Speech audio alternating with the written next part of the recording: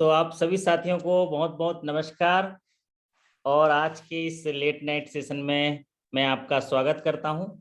आशा करता हूं कि आप बहुत ही शानदार होंगे, बेहतरीन होंगे, ज़बरदस्त होंगे और लाजवाब तरीके से अपने आने वाले प्रमोशन की तैयारी कर रहे होंगे। और आज कई साथियों के फाइनल प्रमोशन के रिजल्ट भी अनाउंस हुए हैं।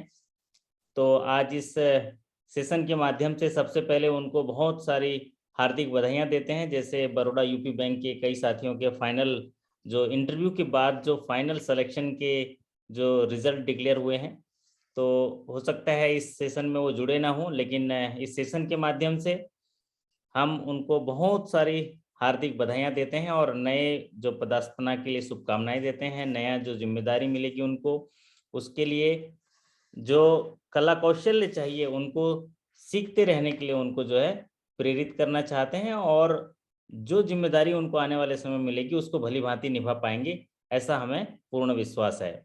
तो चलिए एक बार फिर से सभी साथियों को औपचारिक तौर से स्वागत करते हैं।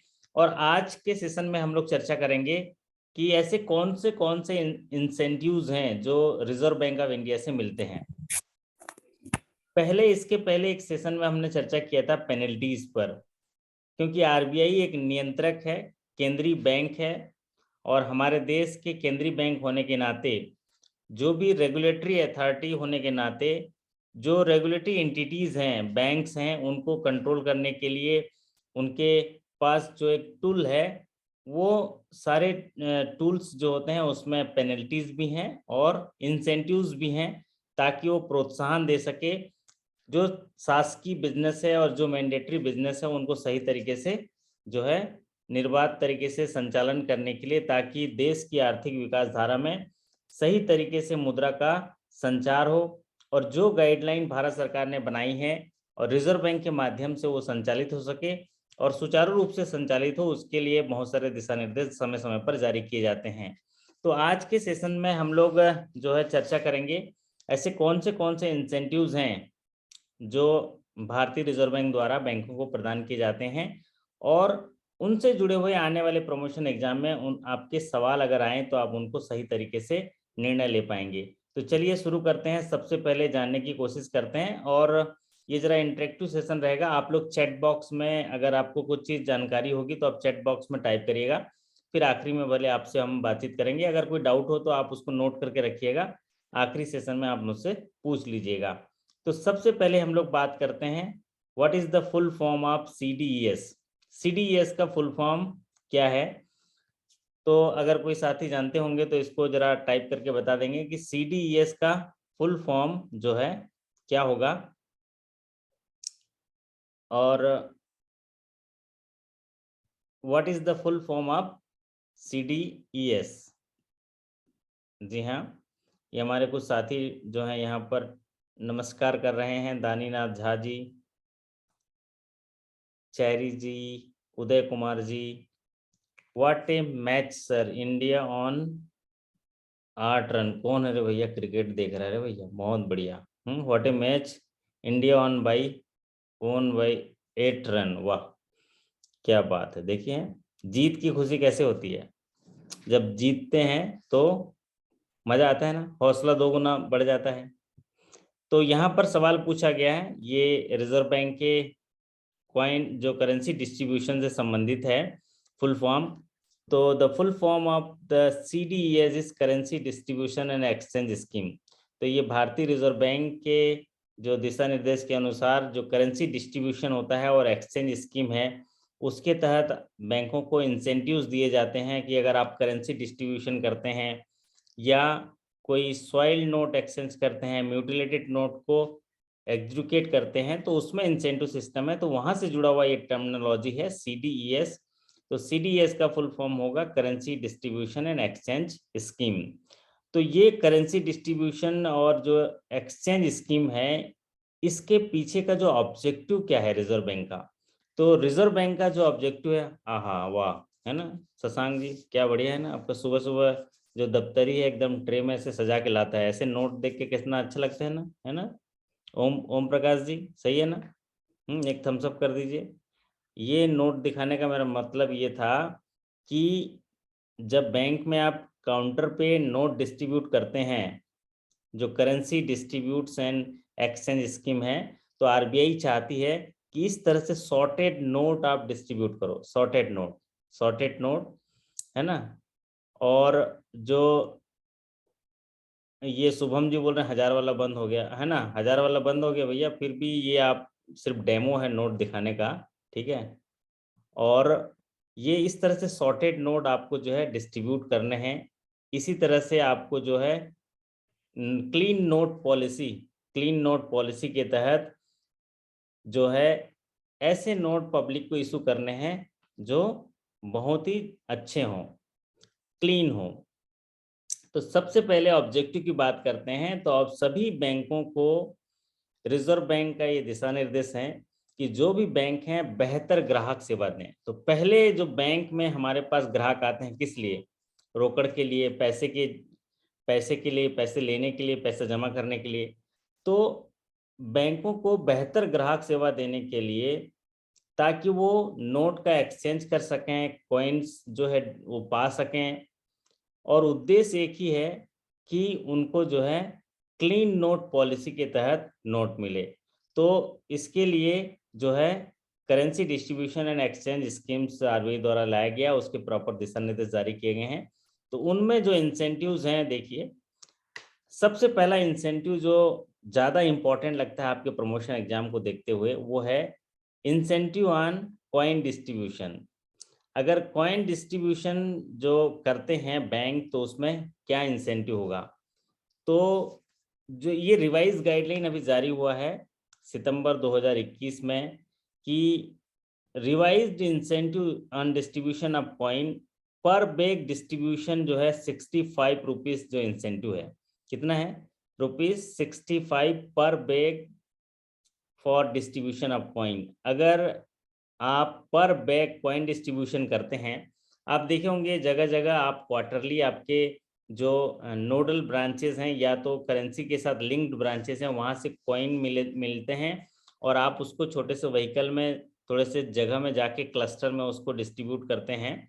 तो यहाँ पर एक बैग जो डिस्ट्रीब्यूशन है उसमें 65 रुपीज़ का इंसेंटिव है। और ये इंसेंटिव जो है आरबीआई से जैसे ही कॉइन उठा लिया जाता है, तो उनको जो है ये क्लेम कर सकते हैं। फिर करेंसी चेस्ट जो क्लेम करेगी कॉइन का, अगर सपोज आपकी ब्रांच को ये कॉइन दिया गया है, तो फिर वहाँ से वो ब्रांच को जो है वो कमीशन जो है, वो इंसेंटिव जो है आपके ब्रांच को डिस्ट्रीब्यूट किया जाएगा। तो ये जो आपका इंसेंटिव्स है वो करेंसी चेस्ट को मिल जाएगा।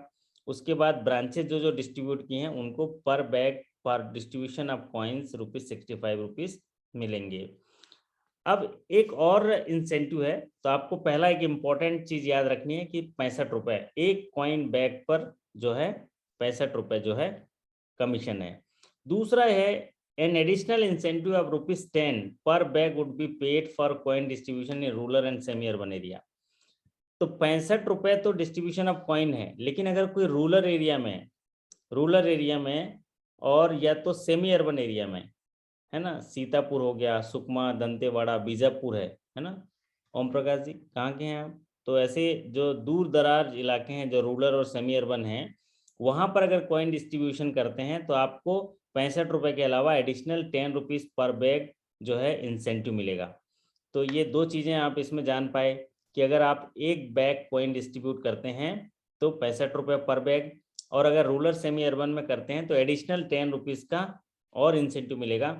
लेकिन इस एडिशनल लेने के लिए आपको जो है एक सर्टिफिकेशन करना होता है, जो चार्टेड अकाउंट से सर्टिफिकेशन और इंटरनल ऑडिट से भी एक सर्टिफिकेशन करना होता है। वो सर्टिफिकेट सबमिट करेंगे तो फिर आरबीआई इंसेंटिव प्रदान करती है। अब जानते हैं कि जो वैल्यू ऑफ बैग क्या होता है, मतलब जो एक कॉइन का बैग होता है उसमें कितना वैल्यू होते हैं। तो एक जो अभी किसी साथी ने सवाल पूछा कि एक बैग में कितने कॉइन होते हैं, अमित कुमार मिश्रा जी, है ना। तो जो कॉइन जो हैं आरबीआई के जो बैग जो होते हैं, कॉइन जो होते हैं, उसमें अगर 25 पैसे का कॉइन है तो 1250, 50 पैसे का कॉइन है तो 2500, 1 रुपए का कॉइन है तो 2500, और 2 रुपए का कॉइन है तो 5000, और 5 रुपए का कॉइन है तो 10,000, और 10 रुपये का कॉइन है तो 20,000। फिर उसके बाद 20 रुपीज़ का की कॉइन आया है, तो उसका क्वांटम जो है अभी सर्कुलर में मुझे दिखा नहीं, तो यहाँ पर जो सर्कुलर में दिखा हमने इसको नोट किया। कल जो है मैं 20 रुपीज़ वाला करेंसी चेस्ट से देख के मैं आपको यहाँ पर बता दूंगा, या तो आपको व्हाट्सएप पे बता दूंगा। तो यहाँ पर देखिएगा, यहाँ पर अगर मान लीजिए 5 रुपए के जो बैग की बात करें तो 2000 कॉइन, एक बैग में 2000 कॉइन, 10 रुपये में भी 2000 कॉइन, ये 2 रुपये में भी 2500 का कॉइन, और 1 रुपये में 2500 का कॉइन। तो ये नंबर ऑफ कॉइन और उसके बाद यहाँ पर उनका वैल्यू, तो the value of the each coin bag आप इस तरह से जानेंगे। 10 रुपये का है तो 20,000, 5 रुपये का है तो 10,000, और 2 रुपये का है तो 5,000। इस तरह के ये बैग वैल्यू हैं, और उसमें इंसेंटिव जो है आपके पर बैग कॉइन डिस्ट्रीब्यूशन 65 रुपीज़ है। और अगर रूरल सेमी अर्बन में अगर डिस्ट्रीब्यूट करते हैं तो एक प्रॉपर सर्टिफिकेट देने के बाद 10 रुपये एडिशनल इंसेंटिव आरबीआई से क्लेम कर सकते हैं। अब बात करते हैं अगला इंसेंटिव जो है करेंसी चेस्ट के ओपनिंग के बारे में।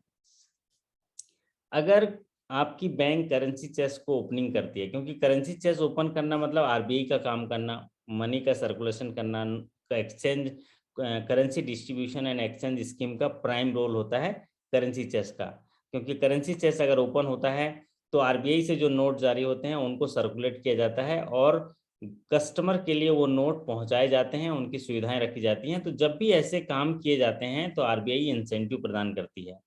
तो इंसेंटिव जो है दो तरीके से प्रदान करती है। एक होता है कैपिटल कॉस्ट, जिसमें पूंजी लगी हुई है करेंसी चेस्ट बनाने में उसमें, और दूसरा होता है रेवेन्यू कॉस्ट। रेवेन्यू मतलब लगातार जो खर्चे होते हैं उनके लिए रेवेन्यू कॉस्ट, रिकरिंग नेचर के जो खर्चे होते हैं। तो यहाँ पर opening and maintaining currency chest at center where the population is less than 1 lakh. तो ऐसे जगह जहाँ पर बैंकें हैं वहाँ पर, और वहाँ पर 1 लाख से जो है कम जनसंख्या है, 1 लाख से कम जनसंख्या वाले जगह में अगर कोई बैंक करेंसी चेस्ट ओपन करती है या करेंसी चेस्ट मेंटेन करती है तो वहाँ पर इंसेंटिव दिया जाता है रिजर्व बैंक द्वारा। और वो इंसेंटिव कितना है?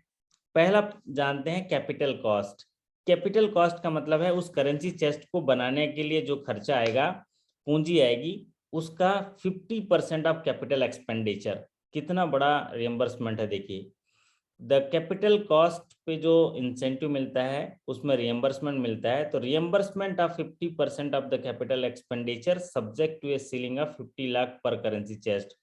तो अगर आपका 1 करोड़ का खर्चा होता है एक करेंसी चेस्ट जहां पर 1 लाख से कम जनसंख्या है, ऐसे सेंटर में आप करेंसी चेस्ट ओपन करते हैं और उसको मेंटेन करते हैं, तो आरबीआई के लिए कितना बड़ा काम करते हैं। देखिए, आप करेंसी चेस्ट ओपन कर रहे हैं तो उसमें लागत लगा रहे हैं, प्लस आसपास रिजर्व बैंक का काम करेंगे, आप नोटों की सप्लाई करेंगे, उनसे रिसीप लेंगे।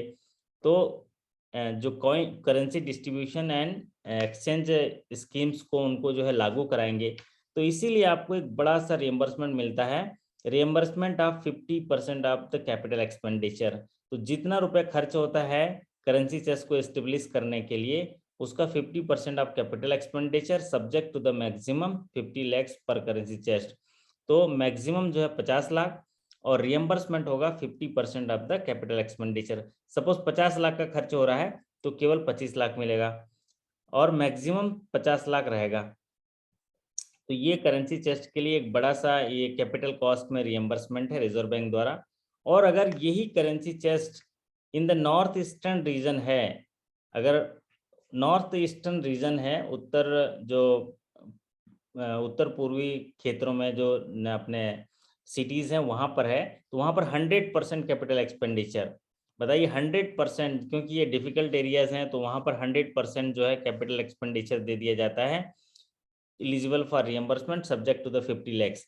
तो 50% का कैपिटल एक्सपेंडिचर सामान्य स्टेट में, और अगर नॉर्थ ईस्टर्न रीजन है तो 100% कैपिटल एक्सपेंडिचर। सपोज 50 लाख का खर्च है करेंसी चेस्ट में तो 50 लाख आरबीआई दे देगी, और subject to the maximum 50 lakhs है।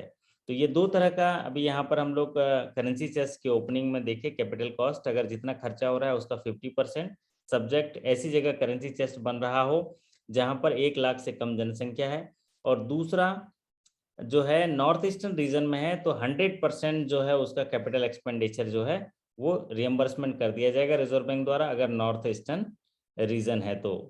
चलिए, ये हो गया कैपिटल कॉस्ट के बारे में जो रियम्बर्समेंट। अब बात करते हैं रेवेन्यू कॉस्ट। रेवेन्यू कॉस्ट क्या होता है? जो करेंसी चेस्ट के लेन देन में जो रिकरिंग टाइप के जो नेचर हैं, एक्सपेंडिचर हैं, उनका जो भी रियम्बर्समेंट मिलता है रिजर्व बैंक से।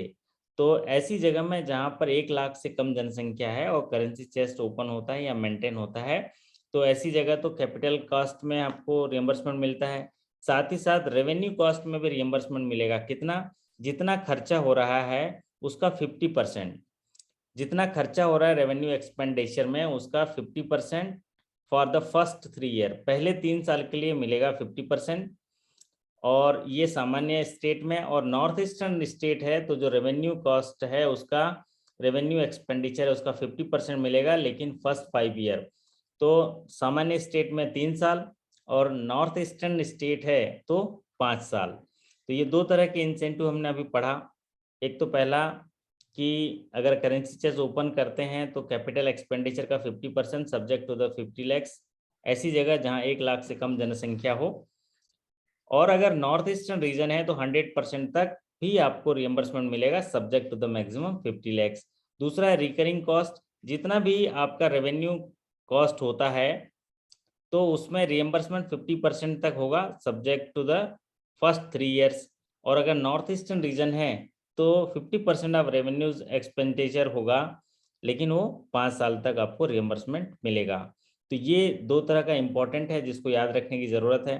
अब बात करते हैं एक नए इंसेंटिव का, जिसको बात करते हैं सॉइल नोट। अगर सॉइल नोट आपके काउंटर पर आप चेंज करते हैं, सॉइल नोट कौन सा नोट होता है? सॉइल नोट ऐसा नोट होता है जो चलन में गंदे हो गए हों और पुराने हो गए हों, उनको बोलते हैं सॉइल नोट। तो क्लीन नोट पॉलिसी के तहत ऐसे नोट अगर आपके काउंटर पे आते हैं तो आपको उसको इशू नहीं करना है, उसको रखना है, आरबीआई में जमा करना है। ठीक उसी तरह अगर कोई सॉइल नोट एक्सचेंज करने के लिए आता है तो सॉइल नोट देता है आपको और आपसे दूसरा नोट, अच्छा फ्रेश नोट लेके जाता है, तो उसको बोलते हैं एक्सचेंज। तो exchange of soil note over the counter at the bank branches.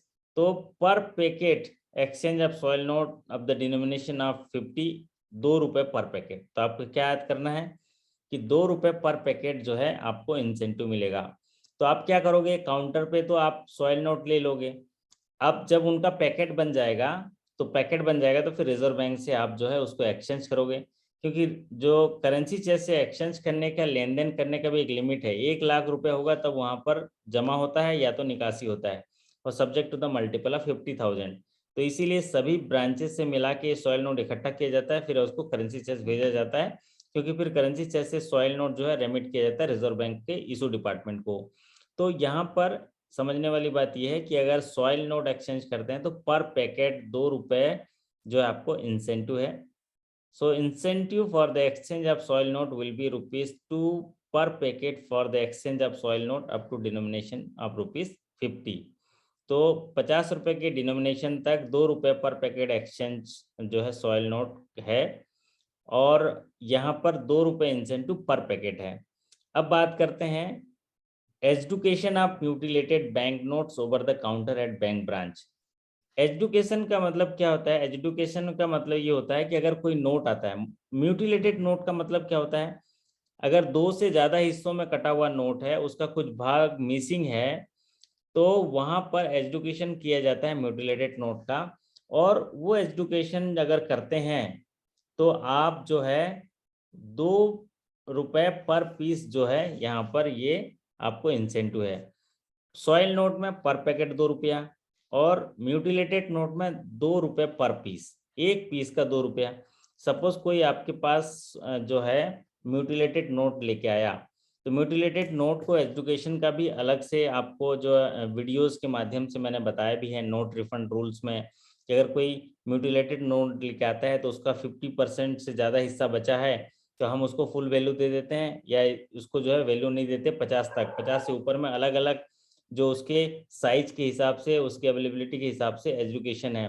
तो अगर वो एजुकेशन करते हैं आप, तो आपको 2 रुपये पर पीस जो है इंसेंटिव है म्यूटिलेटेड नोट में, और सॉइल नोट में जो है 2 रुपये पर पैकेट है। और यहाँ पर क्या लिखते हैं, maximum soil note we can take from customer. ये पर डे जो है सॉइल नोट जो है आप 20 नोट ले सकते हैं, सब्जेक्ट टू द जो है 5000। और यहाँ पर ये उसके बाद भी लेना है तो आप उसको जो है चार्जेस के साथ ले सकते हैं, और सेम टाइम नहीं देना है, फिर करेंसी चेक से रिटर्न करके देना है। तो ये आपको जो है काउंटर पे 20 नोट या मैक्सिमम 5000 ये उसको ले सकते हैं। लेकिन यहाँ पर हम बात कर रहे हैं इंसेंटिव की। तो इंसेंटिव अगर सॉइल नोट है पर पैकेट तो 2 रुपया, और अगर म्यूटिलेटेड नोट है तो एजुकेशन किया जाता है तो 2 रुपया पर पीस। अब बात करते हैं एजेंसी कमीशन। बैंकों को भारतीय रिजर्व बैंक जो देश के गवर्नमेंट बिजनेस हैं, जो सेंट्रल गवर्नमेंट और स्टेट गवर्नमेंट के जो बिजनेस हैं गवर्नमेंट के, उनको करने होते हैं। तो ऐसे गवर्नमेंट बिजनेस को करने के लिए वो जो भी बैंक हैं उनको एजेंसी बनाता है, एजेंसी कमीशन देता है, मतलब बैंकों के माध्यम से कराता है। और जब गवर्नमेंट बिजनेस बैंकें करती हैं तो उनको कमीशन देता है। और वो कमीशन कितना है, यहाँ पर ये आपके प्रमोशन एग्जाम के लिए इम्पोर्टेंट होता है। अगर कोई फिजिकल रिसीट है, फिजिकल रिसीट मतलब जैसे टैक्स कलेक्शन होता है, गवर्नमेंट के कोई डिपॉजिट जो है रिसीट फिजिकल मोड में आता है, तो उसमें बैंकों को जो इंसेंटिव जो एजेंसी कमीशन दिया जाता है वो 40 रुपीज़ पर ट्रांजेक्शन। तो कैश जो फिजिकल मोड पर है तो ₹40 पर ट्रांजेक्शन है। अगर कोई गवर्नमेंट का बिजनेस है और रिसीट जो है ई मोड पर है, इलेक्ट्रॉनिक मोड पर है, ऑनलाइन मोड पर है, तो ₹9 पर ट्रांजेक्शन। और अगर फिजिकल अगर रिसीट है, अगर शाखा में आके कोई चालान जमा करता है और आप उस चालान में 2 कॉपी कस्टमर को देते हैं, 2 कॉपी अपने पास रखते हैं, तो ऐसे को उसको बोलते हैं फिजिकल मोड, तो वहाँ 40 रुपीज़ पर ट्रांजेक्शन। और अगर ई मोड पर है, अगर मान लीजिए आपके गेटवे पर से जाके पेमेंट करते हैं ऑनलाइन मोड पे, तो 9 रुपीज़ पर ट्रांजेक्शन। सपोज किसी चालान को पटाने के लिए आपने गेटवे दे के रखा है, आपके गेटवे का इस्तेमाल हो रहा है, उस गेटवे से आपको वो गवर्नमेंट बिजनेस का रिसीट आ रहा है, तो वहाँ पर 9 रुपीज़ पर ट्रांजेक्शन। अब पेंशन पेमेंट, एक बड़ा काम पेंशन पेमेंट हम लोग बैंकों के माध्यम से करते हैं। तो पेंशन पेमेंट में ₹75 पर ट्रांजेक्शन एजेंसी कमीशन है। तो 75 rupees per transaction agency commission है। इसके अलावा अगर दूसरा कुछ पेमेंट करते हैं तो 6.5 पैसे पर 100 रुपीज़ टर्नओवर, 6.5 पैसे पर 100 रुपीज़ टर्नओवर। हर 100 रुपये के टर्नओवर पर 6.5 पैसे जो है आपको वो एजेंसी कमीशन मिलता है। तो यहाँ पर 4 चीज़ें इंपॉर्टेंट हैं। एक है आपका फिजिकल अगर मोड पे अगर कोई रिसीट आता है गवर्नमेंट का तो 40 रुपीज़ पर ट्रांजेक्शन। अगर इलेक्ट्रॉनिक मोड पे कोई रिसिप्ट आता है गवर्नमेंट बिजनेस का तो 9 rupees per transaction in agency commission मिलता है।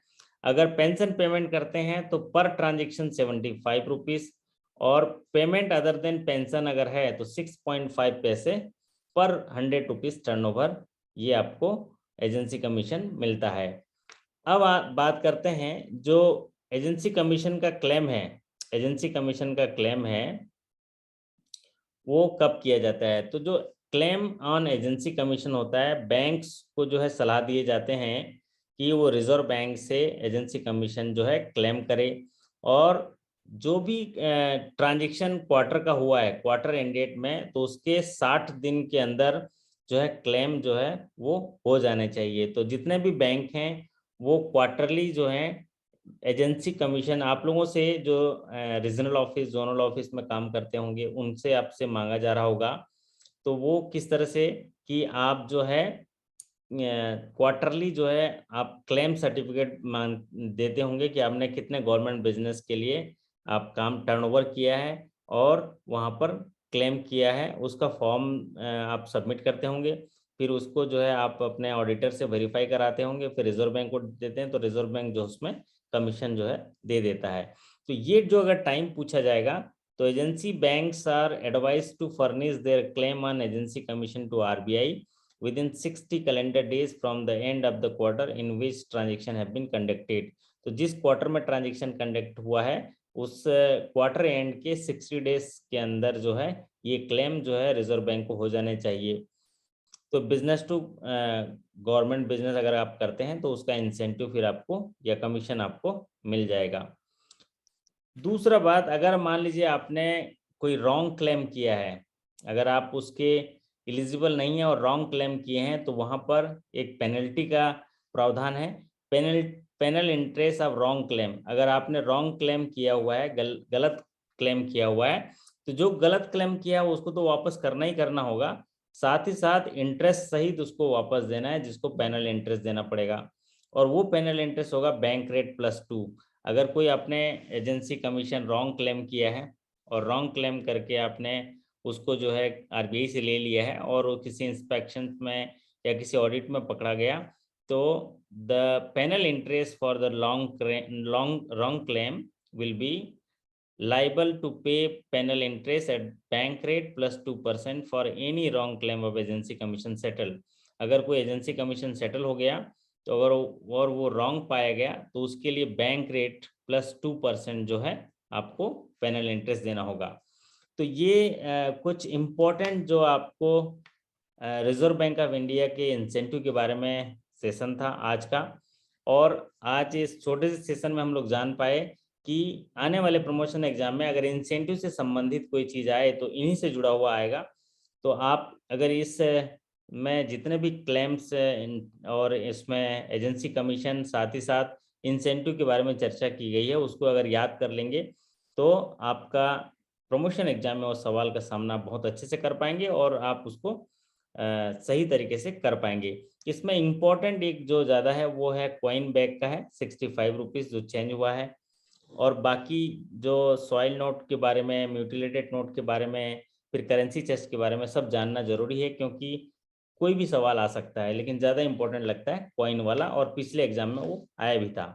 तो जी हाँ साथियों, ये थी आज आरबीआई इंसेंटिव के बारे में छोटा सा सेशंस।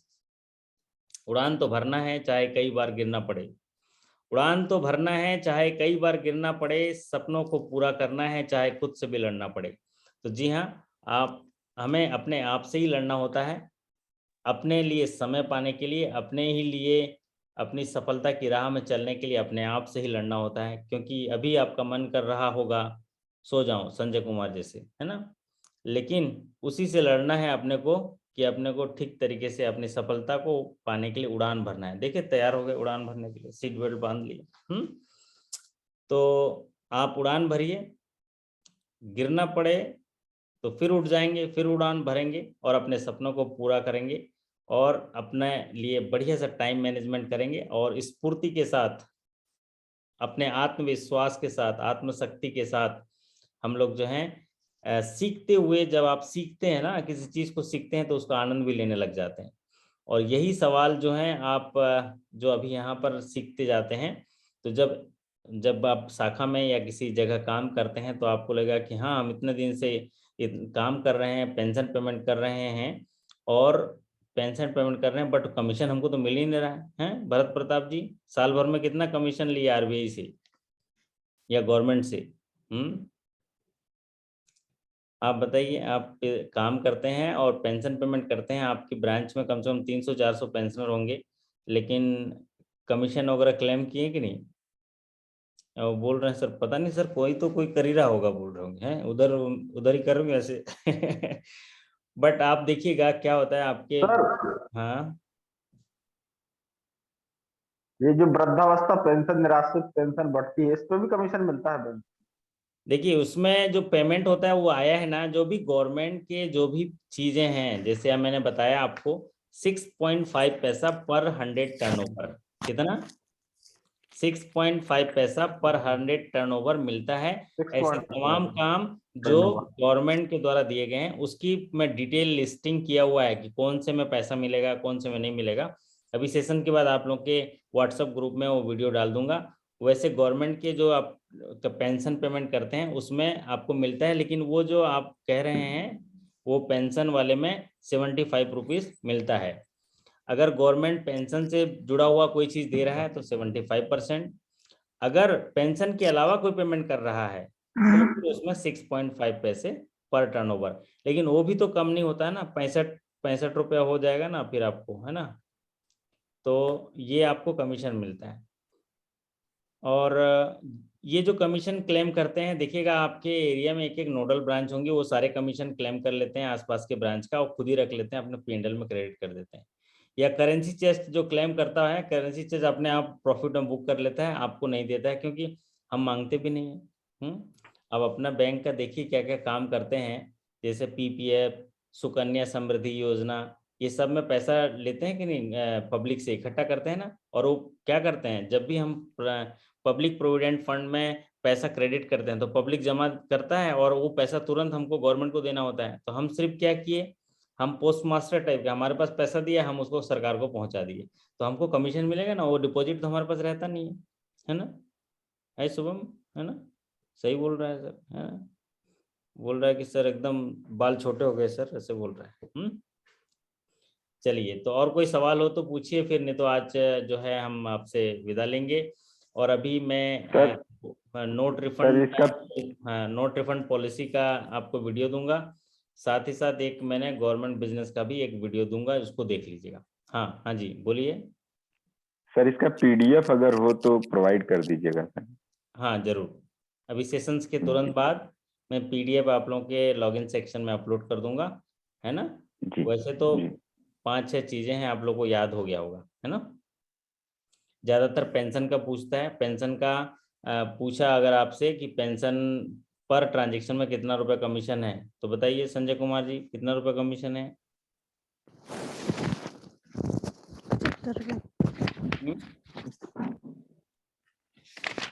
75 रुपए है। अगर एक बैग कॉइन डिस्ट्रीब्यूट करते हैं तो कितना रुपए कमीशन है भरत प्रताप जी? 65 रुपए सर। 65 रुपए सर, 10 रुपए एडिशनल।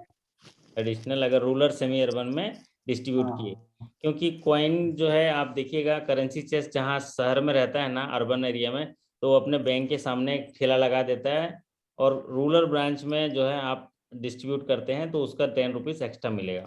लेकिन रूरल ब्रांच के लिए भी इच्छा शक्ति चाहिए आपके अंदर, जो है एक प्रचार प्रसार करने का इस्तेमाल कर सकते हैं। तो आपको जहाँ डिमांड हो रहा है, पहले डिमांड का पता करिए, और उस डिमांड वाले जगह में एक तो मेला लगा दीजिए, कॉइन मेला, फिर आप डिस्ट्रीब्यूट करिए, और बढ़िया तरीके से उसका उसको जो है आप प्रचार प्रसार करिए। RBI को भी थोड़ा सा विजिट में बुला लीजिए, ताकि आपको इंसेंटिव देने में दिक्कत नहीं होगी, क्योंकि RBI सर बोलता झोला है। भर के लोग ले आते हैं जमा करने के लिए। हाँ, तो जमा करना भी है ना, कॉइन आप जी मना कर सकते हो क्या? नहीं तो पेनल्टी पेनल्टी पेनल्टी वाले में फिर उसकी भी पेनल्टी कितना देना रुपये होगा। पेनल्टी मिलेगा? हाँ जी संजय कुमार जी, ये बताइए, अगर जमा नहीं करेंगे तो पेनल्टी कितना लेगा RBI?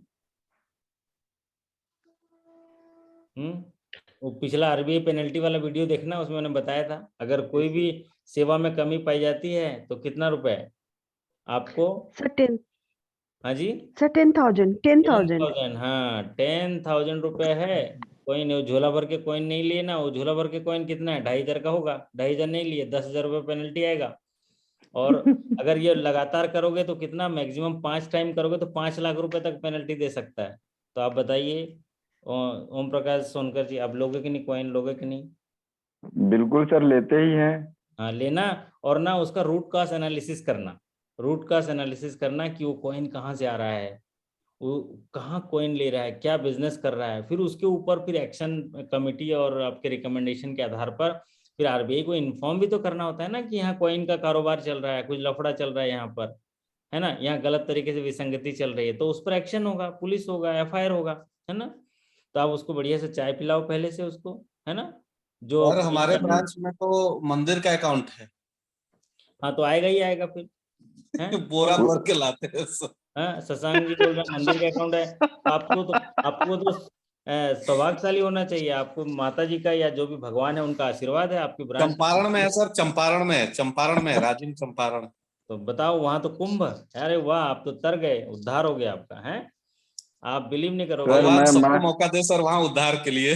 हाँ तो आप, मैं माँ ऐसा है, कुदरगढ़ धाम के पास में हूँ सर। कुदरगढ़ ट्रस्ट का मेरे यहाँ अकाउंट है। बताइए, कुदरगढ़ी है, माता मंदिर है ना कुदरगढ़ी में, वहां पर सर बकरा बकरा अपने आप नवरात्रि। चढ़ जाता है, वैसा है क्या? क्या सोन हाँ जी। प्रकाश जी, जी क्या सर, चढ़ बकरा जाता को है सीढ़ी सर। पे रख जी जी। देते हैं अपने आप चढ़ जाता है, सही है कि ऐसे ही हाँ हाँ, मान्यता है? अपने प्रैक्टिकल है सर, देखें हम देखें। अच्छा, तो भरत प्रताप जी, ऐसी मान्यता है कि कुदरगढ़ी जो माता मंदिर है वहां पर कुछ देवी शक्ति है और आस्था है, लोगों का विश्वास है कि वहां पर जो मन्नत मांगी जाती है वो पूरी होती है। और चूंकि उस एरिया में काम करने का मुझे भी सौभाग्य मिला, सूरजपुर जगह है, तो वहां पर जो सब लोग लेके जाते थे, तो थोड़ा आत्मिक शक्ति तो वहाँ आकर्षित करता है। मेला लगता है तो बोलते हैं कि जो जिसको मन्नत मांगी गई है बकरा उसको रख देते हैं, थोड़ी बलि प्रथा है। तो वहाँ पर वो सीधे अपने आप चढ़ जाता है अपनी जगह में, और फिर उसके बाद जो है प्रसाद बंटता है ना, जो जो खाते होंगे उसके हिसाब से, मन्नत के हिसाब से। तो कुछ चीजें। नवरात्रि के महीने में सर बोरा भर भर के आता है सिक्का यहाँ पे। अच्छी सर बात एक है। क्वेश्चन था, देखिए जॉइंट अकाउंट क्या होता है, मंदिर मंदिर के जो अकाउंट्स होते हैं ना, उनमें बहुत पैसा होता है, आपका डिपॉजिट बहुत होता है, और उसमें ज़्यादा विड्रॉल नहीं होता, क्योंकि खर्चा एक बार हो गया, इनकम बार बार। उसमें एक्सपेंडिचर होता नहीं है, और एक्सपेंडिचर होता नहीं है, दान करने वाले हैं, भरत प्रताप जी जाएंगे दान कर देंगे, भोग लगाए सब दान कर देंगे। तो आप अच्छा है, उसके लिए स्ट्रेटजी बनाना होता है। मैं उदाहरण के लिए तौर पर बता रहा हूँ, एक मंदिर के लिए हम जो है वहाँ पर देखे 3.5-4 करोड़ का बैलेंस है दूसरी जगह, दूसरे बैंक में। तो हम क्या कर रहे हैं, मंदिर जाने लगे, वहाँ पर भोग लगे, पंडित जी से दोस्ती हो गई, धीरे धीरे ट्रस्ट के लोगों से दोस्ती हो गई, वो अकाउंट शिफ्ट करा लिया अपने पास, पूरा अकाउंट आ गया 3 करोड़ का। अब सोचो कि 3 करोड़ रुपया, और अभी अभी उसमें देखा, आज से कितने साल हो गया, 7 साल में अभी 8.5-9 करोड़ हो गया, बताइए, दुगुना हो गया 6 साल 7 साल में। तो होता क्या है कि आपका डिपॉजिट बढ़ रहा है। दूसरा, मैंने एक चीज देखा, जैसे आप लोग कभी जो समस्या या जो भी चीजें बताए कि कॉइन आए, तो मैं क्या करता था, पंडित महाराज जी से ही कॉइन छटवा लेता था, है ना, महाराज बढ़िया एकदम, आपके चेले लोगों को दो ना, थोड़ा सा इसको ठीक करेंगे, डिस्ट्रीब्यूट कराएंगे या उसको सॉर्टिंग कराएंगे, तो उन्हीं से सॉर्टिंग करा के स्लिप लगा के बढ़िया सा, जो ऐसे ट्रे में जैसे नोट दिखाया था ना, वैसे ही नोट बन जाता है। तो आपके अंदर एक कला कौशल और तरीके, रास्ते निकालने के तरीका हो ना, तो स्माइल के साथ भी आप चीजें कर सकते हैं, कोलेब्रेशन के साथ, है ना, उन्हीं से जो है बढ़िया तरीके से नोट आप सॉर्टिंग करा सकते हैं। और उनके नोट और उनके कॉइन सीधे मैं करेंसी चेस्ट ले जाता था, और 3 साल तक डील किया, 1 रुपए भी आगे पीछे नहीं हुआ, है ना मजे की बात, थम्स अप करिए। तो कभी भी कम ना हुआ ना ज्यादा हुआ, 3 साल तक हम गिनते ही नहीं थे, उठाए वहां से सीधा चेस्ट ले गए, क्योंकि बड़ा अमाउंट आता था। तो हम बोलते थे कि अब देखे ही जाएगा, कम होगा तो वहां बोलेंगे चेस्ट में तो अपना ही भाई बैठा है ना, शुभम बैठा है, बोलेगा सर कम हो गया, तो हम शुभम बोलेंगे भर दे यार, तू हम भेज रहे तेरे को, है ना। तो आप जब इस तरीके से काम करते हैं ना, उस तरह थोड़ा लाइजनिंग करना होता है, चीज़ों को जागरूक करना होता है, और प्लानिंग करनी होती है, और एग्जीक्यूशन करना होता है, और एक ट्रस्ट लेवल आपका जब बन जाता है तो आप बढ़िया से आनंद ले पाते हैं। तो अगर ठीक तरीके से उनके साथ डीलिंग नहीं हो पाया है तो वो कभी कभी खुन्नस निकाल देगा, फिर अगर आपकी ठीक से नहीं पटी तो ओम प्रकाश सोनकर जी को कुदरगढ़ी का 10 तो झोला ले आएंगे। अब ये बेचारा 3 दिन से घर ही नहीं आ पा रहा है, घर वाले बोल रहे हैं कहाँ हो गया, कोई नहीं गिन रहा है वो कैसे छोड़ के जाए है ना। तो ऐसे कंडीशन में ना आप क्या करो ओम प्रकाश जी, जैसे मैंने उस बैंक में क्या किया था, कॉइन का मशीन ले लिया था, कॉइन गिनने का, ठीक है। तो आप पहले तो अगर मान लीजिए आपको प्रपोजल बनाना है जो कॉइन मशीन का, अगर उस तरह से आपका कारोबार है तो कॉइन मशीन, वहाँ कॉइन डाल दो, खुद ही गिन लेगा, है, खुद ही गिन लेगा। तो उसके लिए आपके अंदर चिट्ठी लिखिए अपने रीजनल मैनेजर को, और फिर उसके बाद उसमें ऑपरेटिंग कॉस्ट जो profit loss cost benefit analysis होता है, कॉस्ट बेनिफिट एनालिसिस, कि आप जो मशीन खरीद रहे हो उसका जो कॉस्ट है, वो कॉस्ट और बेनिफिट कितना होगा, और क्या होगा, बेनिफिट कितना होगा। अगर ये लगा पाए तो आपको मशीन मिल जाती है। तो जब कॉइन मशीन मिल गया तो लाए, 2 झोला लाए, 3 झोला लाए, 5 झोला लाए, क्या दिक्कत है, डालो को उसमें, सब सट गिन सर लेगा। वो 100 कॉइन का एक पैकेट बना के लाता है खुद से। हाँ तो कोई बात नहीं, खुद बना के लाता है तो और अच्छा है ना। हाँ अच्छा है। चलिए बहुत बढ़िया। हमारे संजय कुमार जी थोड़ा कुछ सवाल पूछ रहे थे, बताइए। सर ज्वाइंट अकाउंट से रिलेटेड क्वेरी है। हाँ। मैंडेट है, मोड ऑफ ऑपरेशन है उसमें आइदर और का। अब बाप बेटे के नाम पे अकाउंट है, दोनों ज्वाइंट है, दोनों में पारिवारिक कुछ झगड़ा हुआ तो बेटा आकर के उसमें क्या कहते हैं होल्ड लगवा रहा है, क्या लगवा सकता है क्या? अगर किसी ने होल्ड लगा दिया जी तो होल्ड नहीं खुलेगा, दोनों का चाहिए फिर साइन। जी ठीक है। जी अगर जी कहीं ऐसा दिक्कत आई, भैया आप किसके लिए हो, आप तो उनके हितों की रक्षा करने के लिए हो ना, कोई आप पर भरोसा करके पैसा रखा है। तो जी यहाँ पर जी अगर कहाँ डिस्प्यूट आया तो होल्ड लगा दिया, तो अब मान लीजिए आइदर ने होल्ड लगा दिया और सर्वाइव, फिर बाद में उसका बेटा आ गया पैसा निकलने, तो आप बोलो कि भैया दोनों एक बार आ जाओ, समझ लें, चेहरा देख लें जरा, दोनों को चाय वाय पिला दें, दोनों को बाप बेटे की पटती की नहीं पटती, फिर हम ऑपरेट करेंगे। ठीक है। मेरा क्वेरी था सर, ये लगा सकते हैं कि होल्ड की नहीं लगा सकते हैं? हाँ लगा सकते हैं, क्यों नहीं लगा सकते लगा सकता है, दोनों मालिक हैं, आइदर कैन सर, आइदर भी लगा सकता है, सर्वाइवर भी लगा सकता है, लगा सकते हैं। हाँ ऐसे ही लगता भी है बहुत है।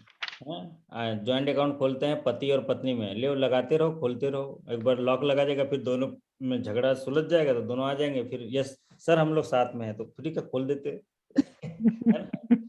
होता है प्रैक्टिकल, कोई बात नहीं। आप मेरे केस में है सर। जैसे मेरा कहना है कि जब बैंक में काम करते हैं ना, तो एक लॉ ऑफिसर देखेंगे, एक वकील जो है, वकील के पीछे कितनी सारी किताबें रहती हैं, बहुत सारी किताबें रहती है ना, तो दिखाने के पीछे लिए किताबें रहती हैं, उसमें मैनुअल ऑफ इंस्ट्रक्शन अलग अलग लॉ के हिसाब से। लेकिन आप बताइए, हमारे बैंक मैनेजर हैं हमारे भरत प्रताप सिंह, उनके पीछे कितनी किताबें, उनके पीछे तो पूरा पर्रा दिख रहा है, सफेद दिख रहा है एकदम कुछ। अपने अपने संजय सर भी हैं सर, हैं संजय सर भी हैं, हाँ क्या है, ब्रांच मैनेजर सर। हाँ तो उन्हीं की तो बात कर रहे हैं, सीधा उनको नाम नहीं ले सकते ना, नहीं तो वो नाराज हो जाएंगे, सांसद हैं, हमने किसी को नाम लिया है ना, सीधे कैसे बोलेंगे, सवाल उन्हीं का था, है ना। तो आप सोचिए कि अच्छा स्नेह प्रसाद जी कुछ रोने वोने का कुछ ऐसा डाल रहे हैं कुछ, है ना। चलिए, तो मेरा कहना है कि आप भी ना हर महीना एक एक मैनुअल ऑफ इंस्ट्रक्शन पढ़िए। सपोज आप बैंक में काम कर रहे हो, एक महीने में 4-5 पन्ना पढ़ सकते हैं ना मैनुअल ऑफ इंस्ट्रक्शन। जैसे ज्वाइंट अकाउंट का मैनुअल ऑफ इंस्ट्रक्शन आप प्रिंट लेके ले आइए और उसको पढ़िए, समझ में नहीं आता तो मुझे दे दीजिए, महीने भर में एक में मैनुअल ऑफ इंस्ट्रक्शन मैं पढ़ा दूंगा। दूसरा लॉकर का मैनुअल ऑफ इंस्ट्रक्शन हो गया, ज्वाइंट अकाउंट का हो गया, डीसीज क्लेम का हो गया। तो अभी साथ में साथ जुड़े रहेंगे तो प्रमोशन के बाद हम लोग दूसरे ऑपरेशनल चीज़ों पे भी बात करेंगे, उस पर भी लगातार लगे रहेंगे। ठीक है, तो आपसे इजाजत चाहेंगे, है ना। और सर एक क्वेश्चन था। हाँ कौन साहब हैं, कहाँ से? सर अगर मतलब अकाउंट क्लोज कर दें तो बैंक जो बैंकर और कस्टमर रिलेशनशिप है वो टर्मिनेट हो जाता है क्या? नहीं, अकाउंट क्लोज होने के बाद बैंकर और कस्टमर का जो रिलेशनशिप है वो हमको उसमें फिर भी हमारी लाइबिलिटी बनी रहती है, क्योंकि जब एक संबंध बना है, बैंक अकाउंट क्लोज कर दिया, तो इसका मतलब ये नहीं कि क्लोज करने के बाद उसके बाद हम लोग कोई भी आए ना तो बता देंगे इतना पैसा है, उसके बाद हमारी लाइबिलिटी रहती है, उनकी गोपनीयता को बरकरार करने के लिए हमारा रिलेशनशिप रहता है। ठीक है, अब उस जो हमारा जो ड्यूटी है उसको निभाना होता है, वो बंद होने के बाद भी। सपोज हमने वो उनको तो प्राइवेसी मेंटेन करना पड़ता है, बाकी रिलेशनशिप शायद टर्मिनेट हो जाता है क्या सर? तो रिलेशनशिप तभी होता है ना जब जुड़ा है तो रिलेशन, अब क्या रिलेशनशिप करोगे, हमारी ड्यूटी बस रहेगी, रिलेशन संबंध क्या कहलाएगा, संबंध क्या बोलेंगे जब अगर खाता बंद हो गया तो हम क्या है, हम क्या होंगे, न क्रेडिटर है न डेबिटर है, क्या संबंध स्थापित करना चाहते हैं। संबंध ऐसा होता है जैसी सेवा देंगे वैसा संबंध होगा, तो अब जो खाता बंद कर दिया उसको क्या सेवा देंगे, सर्विस क्या लेगा आपसे, खाता ही नहीं हुआ तो रिलेशनशिप ब्रेक हो गया, है ना। तो आप और सर डोर स्टेप के लिए आपने बताया था 20,000 रुपए पर ट्रांजेक्शन लिमिट उसका, हमारे यहाँ बैंक के सर्कुलर में 10,000 है, तो हम लोग क्या फॉलो करेंगे? आरबीआई बोलता है maximum cash deposit withdrawal should be 20,000, तो 20,000 को सही टिक मारिएगा। आपके यहाँ थोड़ा अभी शुरुआत हो सकता है, इंटरनल सर्कुलर में 10,000 दिया होगा, लेकिन मैक्सिमम तो आरबीआई ने डिसाइड किया है ना 20,000, तो 20,000 करना पड़ेगा, है कि नहीं। सर काउंटर पे कितना कैश रखना चाहिए? काउंटर पे कितना कैश रखना चाहिए, कौन से काउंटर पे, जो आपने कैश काउंटर पे है ना, तो कैश काउंटर पे इतना कैश रखना चाहिए कि आपके यहाँ जितना कैश डिस्ट्रीब्यूशन होता है, पेमेंट होता है, उसका एवरेज रखना चाहिए। मान लीजिए आपको लगता है कि काउंटर पे 10 लाख का पेमेंट होता है तो 10 लाख निकालिए, और नहीं है ना, अगर आपका 10 लाख का पेमेंट होता है और रिसीट टोटल डिपॉजिट का कुछ परसेंटेज होता है क्या? वो कैश रिटेंशन है, कैश रिटेंशन लिमिट अलग बात हो गया, और काउंटर पे जो आपको जो हेड कैशियर काउंटर की बात कर रहे हैं, ब्रांच में कैश जो है उसको बोलते हैं कैश रिटेंशन लिमिट। आपकी ब्रांच की नकदी रखने की क्षमता, आप ब्रांच में कितना नकदी रख सकते हो, उसका होता है 0.20%। 0.20% of net demand and time liability. ये subject to subject, bank branch to branch differ करता है। क्यों? आपकी ब्रांच अगर सिटी से 100 किलोमीटर दूर है और आपको 0.20% अगर कैपेसिटी रख देंगे तो आप कैसे करिएगा? आपको लाने जाने में दिक्कत हो जाएगा बैंक, है ना। ये रीजनल ऑफिस अलग अलग डिसाइड करता है, लेकिन अगर सवाल ऐसा पूछा जाए तो 0.20% टू 0.25% आपका net demand and time liability, जितना डिपॉजिट है आपका 0.20% जो है आपको नकदी रखना है ताकि आप अच्छी सर्विस दे सको। और फिर जो रही काउंटर में रखने की बात है तो वो तो आपके लेन देन के आधार पर ही डिसाइड किया जाएगा। ठीक है, रामपाल जी कैसे हैं? बढ़िया हैं? चलिए, तो संजय कुमार जी थोड़ा अच्छे से बैठ जाइए जरा, हैं, और हमारे साथियों का धन्यवाद कर दीजिए और उनका हौसला अफजाई कर दीजिए, और सेशन को समाप्त करने के लिए थोड़ा आदेश मेमो दे दीजिए। मेमो सबको ब्रांच में है।